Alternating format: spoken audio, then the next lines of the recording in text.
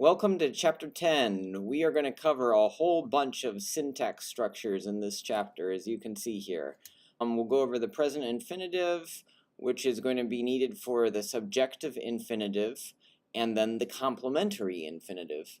And before we can get the complementary infinitive, we'll have to go over these strange words Volo, Nōlō, and Possum.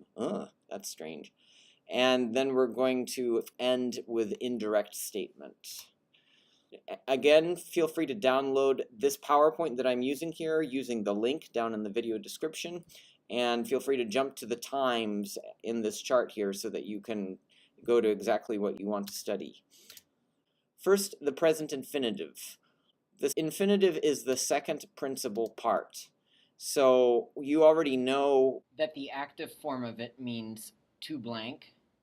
The passive form of it is to change the last E to an I, except in the third conjugation, where you change the whole infinitive ending to an I. So active, passive is the way it goes. So wokare, to call, versus wokari, to be called.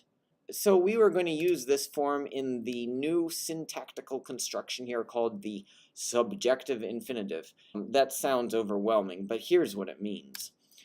A subject. What is a subject? A subject is the doer of a sentence, like homo, a human. Homo est. The homo is doing the action of being. It's ising away right there. Okay, so it's the subject of the sentence. What if we were to replace it with an infinitive? Because remember, an infinitive is a noun, isn't it? Like running could be a noun, because it's a thing, that it's the concept of running. Yeah, run is a verb, but if I turn it into an infinitive, then I can treat it as if it were a noun, like Cool Runnings, for instance, was the name of a movie. So here's a normal sentence. Homo est animalis. Man is animal by nature. And here we have a subject and a predicate nominative separated by the verb est. Now what if I were to substitute a whole infinitive for the subject? To walk is something. Now the something is usually one of these words. And we're always going to use the neuter form, since an infinitive is certainly not masculine and certainly not feminine. So by default it's neuter. So the concept of walking itself as an idea is neuter. And so you can take your pick, whichever one of these you want to fill in the blank with. So I'll just pick all of them. And so this would be an example of a subjective infinitive in a sentence. Infinitive is playing the role of the subject, where a normal noun usually would be. All right, now this is kind of not very useful as a sentence, just to say walking is necessary or walking is possible. So much better is to say it is necessary for someone, right? Well, that is a dative of reference. So here it is, walking is difficult for me. So the formula of a sentence having a subjective infinitive is typically this. An infinitive, a neuter adjective, and a dative. However, this order is not really very common. In real life, this word order is actually a little flipped around. So we switch the two sides and move in the dative nice and close. And this is the most common word order. Necessa est mihi ambulare. It is necessary for me to walk. That's how most Romans would write it. Okay, so let's go through some of these. Stop the video and attempt these by clicking Start, then Stop, then Show Answers, then Hide Answers, and see how many of these you can make in Latin. I'll do one first. Okay, difficult it is for this one to lie, like lie down. Difficula est huic jacere. See how that worked? You had to know which of the neuter adjectives to use. You had to put a dative in there, and then you had to just throw in the infinitive. This is actually pretty easy because you don't even have to worry about conjugating the ending of the infinitive to some weird form. No, it's always just a boring old infinitive. How nice. Okay, so stop the video and try this and see how many of these you can get on your own. Facile est ei dare. Facile est ei dare. There it works. So stop the video and try some of these on your own and see how far you can get, and then start it again when you're ready to go on to the next concept.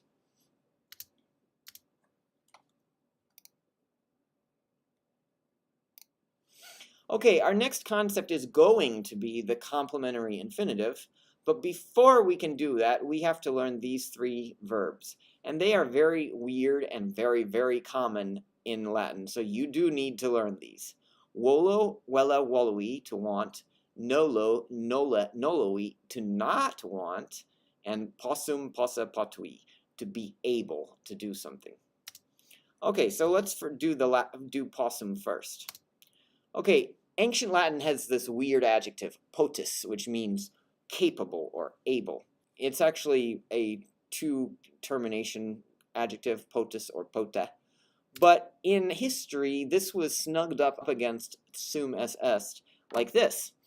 And this is what the Romans would say, potus sum, able I am, able you are. But as time went on, they kind of collapsed it into just one word. So the potus became just a prefix, pot. Okay, so I know that you don't learn all these forms yet. As of this chapter 10, we've only learned the third person.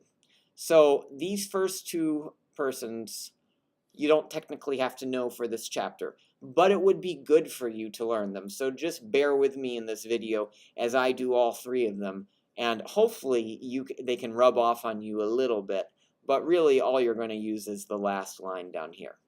So in any case, this is how the verb sum declines. So far you've only had est and sunt, but it really goes sum, es, est, sumus, est, sunt. I am, you are, he is, we are, y'all are, they are. Okay, so you see my green S's here? Everywhere that you see that, what happened was that the T right before it assimilated to that S and became an S also. This happened slowly through as the language evolved. So it became possum, potest, potest, possumus, potestus, possunt. And so that's how this particular verb declines. You can either memorize it by chanting it, possum, potest, potest, possumus, potestus, possunt, and look in the video description for a little jingle to help you cement that into your memory. Or you can just remember that, hey, wherever sum begins with an S rather than with an E, then the pot is going to instead be pos. So take your pick. Any case, this is the word to be able, or can. I can, you can, he can, etc. Okay, so here's your next word. And sadly, you're just going to have to memorize this because this is a weird word. So look in the video description for another little jingle of this particular word, so to help you cement this one into your memory. But basically, you just have to chant it until you get really good at it. Volō vis volt, volumus voltus volunt. Volō vis volt, volumus voltus volunt. Like that. What about the next word? To not want. Well, see my blue O's here? Guess what's going to happen there? Everywhere that you see another O before it, these two are going to elide and slip together, just like we saw in the previous example with potus and sum collapsing together. All right, so say these: Volō vis volt, volumus voltus volunt. So say these with me: Volō vis volt, volumus voltus volunt. And then Nōlō, non vis, non volt, nolumus, non voltus, nolunt. And then possum, potest, possumus, potestus, possunt. Okay, so this is the complementary infinitive. So what's going on here is that because you have these three special words that you now know, you can snug up to it an infinitive, and it becomes she wants to breathe, or they want to breathe, or he does not want to breathe, or they don't want to breathe, or she is able to breathe, or they are able to breathe. So those are all the forms you're going to have of the complementary infinitive as of this chapter, only third person basically. All right, so here's the formula, infinitive plus a form of Volo, Nōlō, or Possum. So why don't you give this a try yourself? I'll do the first one, and then you can stop the video and try them yourself. So start it and stop it. So he doesn't want to lie would be Yakera nonwolt. See if I'm right. Yeah. All right, so there's only 6 or so possibilities for the right one, so you should get pretty good into the habit of this and give this some tries and start the video again when you're ready to go on to the next construction. All right, last of all in this chapter, we are going to learn indirect statement, which is when you say, I know, or some similar word to know, that some fact is true. So this is going to be very common throughout all the chapters from here on out, and you will always see it signified on your writable stories by this gray shout-out symbol. All right, verbs of mental action are what introduce it. So I said know, or think, or say. There are lots of verbs of mental action that we've learned already. These are the 5 main ones that you've learned already, and they can all be followed by one of these gray shout-outs, which will contain an indirect statement. And then in the next chapter, we're going to get even more useful verbs of mental action. The main one is going to be putat, to think. Gaudet is not so common, but dicit is. But sentit is. You know, people often say, I feel that blank, that I should run to the store, that I should shout out for help, something like that. That would be an indirect statement. All right, so why are all these verbs of mental action? Because they are all easily followed by the conjunction that. I know that something happened. Alrighty, so let's see what an indirect statement really looks like in Latin. Alright, so we have Marcus hears. That's normal.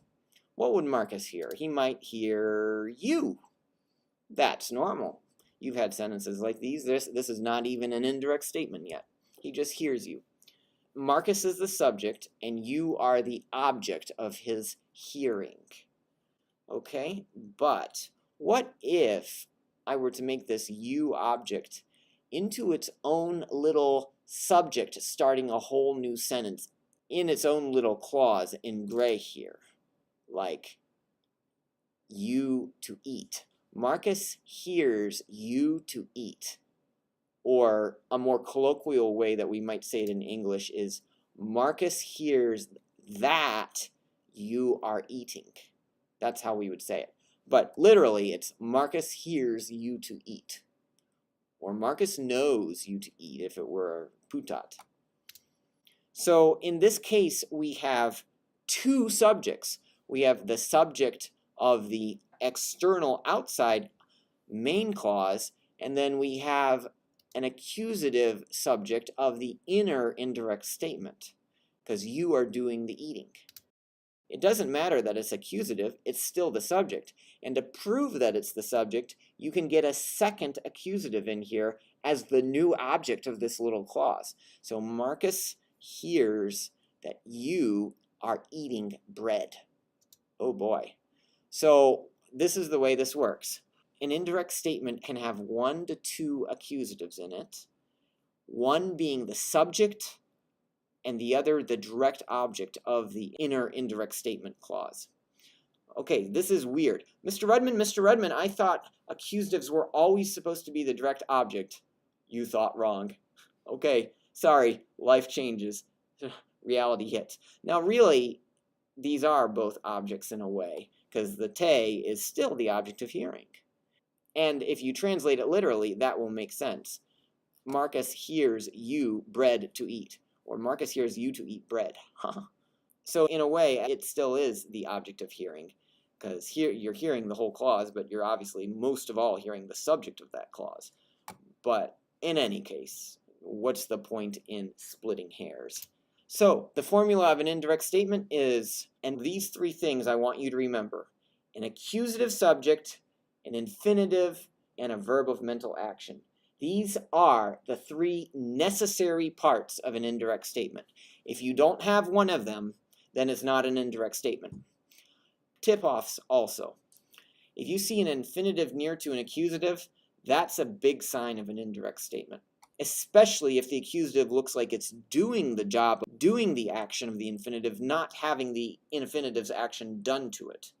Another huge tip-off of indirect statement is if you got two separate accusatives side by side, not modifying each other, but two separate things, like you and bread are not the same thing. So if you've got that, then yeah, that's another big tip-off of indirect statement. All right, so stop the video, try these. I'll do the first one, and then you can try the rest. Marcus, the king, a dog to love, thinks. Marcus, now make these accusative, regem conimamare putat. Marcus, regem conimamare putat. Okay, hide the answers and try it again. All right, so stop the video and then start it again when you're ready to go on to this chapter's final questions. All right, so now I want to codify all the weird syntax structures that we have learned so far. So on this page, what I want you to do is, based on each of these types of verbs, tell me what sort of structure the sentence is likely to have. What sort of syntax or what sort of grammatical element is likely to pop up given each of these kinds of verbs. Now, hopefully you can remember back to chapter 7 when many of these occurred. Then second, down here in the question below, tell me what are the 3 parts of an indirect statement, and you might even want to mention 2 more big giveaway tip-offs that let you know that you've probably got an indirect statement present. Okay, so stop the video and try these questions, and then start it again when you're ready to see the answers. Okay, first off, a verb of giving, showing, or telling will often have an indirect object in it, like I give the apple to her. That's an indirect object. Now, alternatively, if you have one of these 4 verbs down in question B, then you are likely to have an object of an intransitive verb. The law is pleasing unto Caesar, to Caesar. Or more colloquially, Caesar likes the law. But literally, the law unto Caesar is pleasing. Remember that back from chapter 7? Okay, next one, verbs of mental action. Well, that's this chapter, right? Thinks or says a whole statement. That will be in an indirect statement form, almost always. And then lastly, if you've got a verb of some form of sum esse, like est or sunt, you're going to have an airplane where both wings are in the same nominative case. Remember that? All right, so hopefully you are starting to see the topography, the layout of the major irregular sentence structures now. You're getting versatile in the language. Isn't this neat? Lastly, what are the 3 parts of an indirect statement? A verb of mental action, an accusative subject, and an infinitive. And what are the big tip-offs of it? Having 2 separate accusatives in the same clause is a big tip-off. And having an accusative that seems to be not the done to, but the doer of the infinitive right next to it. If you get that in a sentence, like Marcus, you to eat, blah, blah, blah, and you haven't gotten to the rest of the sentence, you'd better expect that that's going to be an indirect statement, because it ain't likely that Marcus is going to be eating you. It's much more likely that you're going to be eating something else. So, filter the possibilities as your mind marches through the sentence. Well, this is the end of the notes in chapter 10. In this chapter, we've had subjective infinitives, strangely occurring at the end of the sentence. We've had complementary infinitives, complementing a verb of wanting or being able. And we've had indirect statements.